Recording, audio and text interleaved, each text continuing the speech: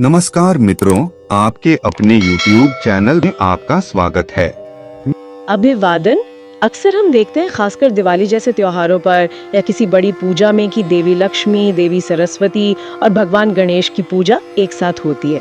मूर्तियां भी साथ ही रखी जाती हैं। हाँ, ये बहुत आम है। तो आज हम इसी रिवाज की थोड़ी गहराई में उतर रहे हैं। सोचने वाली बात है कि ऐसा क्यों, मतलब क्यों इन तीनों की पूजा एक साथ होती है? क्या सिर्फ धन की देवी लक्ष्मी जी की पूजा काफी नहीं है?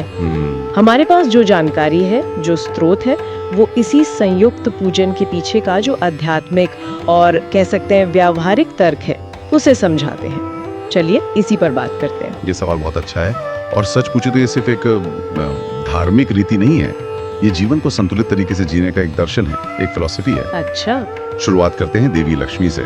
जैसा हम सब जानते हैं और हमारे स्रोत भी यही बताते हैं, वो धन, समृद्धि, भौतिक सुख, ऐश्वर्य, इन सब की देवी हैं। हाँ, उनकी कृपा कौन नहीं चाहता। बिल्कुल, उनके आशीर्वाद से जीवन में साधनों की कमी नहीं रहती, प्रचुरता आती है। सही बात है, और आजकल के जमाने में तो खासकर। लेकिन यहीं पर एक बात सोचने वाली है।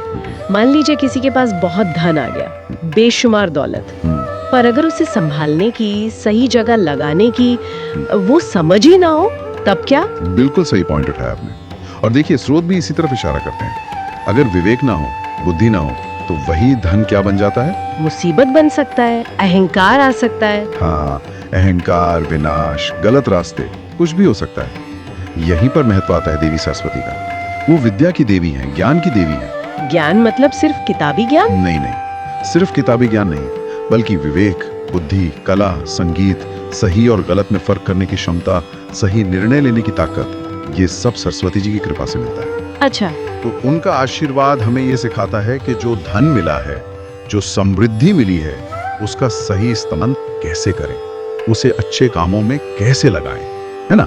ज्ञान के उजाले में ही समृद्धि जो है वो सार्थक बनती है, टिकती है। तो ये तो समझ में आया। मतलब लक्ष्मी जी से मिला धन और सरस्वती जी से मिला ज्ञान, जो उसे सही दिशा देता है, संतुलित करता है। हाँ, लेकिन फिर इस तिकड़ी में भगवान गणेश जी कैसे फिट होते हैं? स्रोतों में उन्हें विघ्नहर्ता कहा गया है। उनकी क्या खास भूमिका है यहाँ? अरे उनकी भूमिका तो बुनियाद है, आधारशिला की तरह। विघ्नहर्ता नाम ही काफी है। हाँ, विघ्नहर्ता, बिल्कुल। मतलब सारी बाधाएं, सारी रुकावटें, मुश्किलें, उनको दूर करने वाले। अब सोचिए, आपके पास पैसा कमाने का अवसर भी है, लक्ष्मी जी की कृपा है, और उसे सही तरीके से इस्तेमाल करने की बुद्धि भी है, सरस्वती जी की कृपा है। सही। लेकिन अगर काम शुरू करने में ही 100 दिक्कतें आ जाएं, या चलते हुए काम में बार बार रुकावटें आएं, तो हाँ, फिर तो सब धरा रह जाएगा। बस यहीं पर भगवान गणेश आते हैं। वो शुभता के प्रतीक हैं, मंगल करने वाले।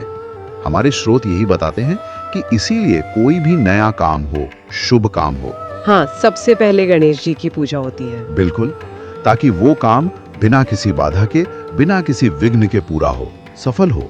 वो ये पक्का करते हैं कि समृद्धि और ज्ञान की राह में कोई अड़चन ना आए, राह आसान हो। अच्छा, तो ये एक तरह का मतलब पूरा पैकेज है। लक्ष्मी जी से धन और अवसर, हाँ, सरस्वती जी से उसे संभालने और सही दिशा देने वाला ज्ञान और विवेक, बिल्कुल। और गणेश जी जो पूरी प्रक्रिया को, उस रास्ते को बाधा रहित और मंगलमय बनाते हैं। एकदम सही समझा आपने। ये एक संपूर्ण पैकेज ही है संतुलित और सफल जीवन के लिए। कोई एक अकेला काफी नहीं है। सही बात है। सिर्फ धन होगा तो अभिमान आ सकता है, सिर्फ ज्ञान होगा तो हो सकता है वो अव्यवहारिक रह जाए, दुनियादारी से कट जाए, और बिना शुभता के, बिना बाधाओं के हटे तो अच्छे इरादे भी, अच्छी कोशिशें भी अधूरी रह सकती हैं। हाँ, अधूरी रह सकती हैं। तो हमारे पूर्वजों ने, जैसा कि स्रोत भी बताते हैं, इस गहरी सच्चाई को समझा और इसीलिए इन तीनों की एक साथ पूजा की परंपरा बनाई, खासकर दिवाली जैसे बड़े पर्व पर। हाँ, जब नए साल के लिए नई शुरुआत की कामना करते हैं। बिल्कुल, जब हम आने वाले साल के लिए समृद्धि, ज्ञान और शुभता तीनों का आवाहन करते हैं। ये संतुलन का एक बहुत शक्तिशाली प्रतीक है। ये वाकई बहुत दिलचस्प है कि कैसे एक धार्मिक रिवाज जीवन के इतने गहरे और व्यवहारिक पहलू को अपने अंदर समेटे हुए है।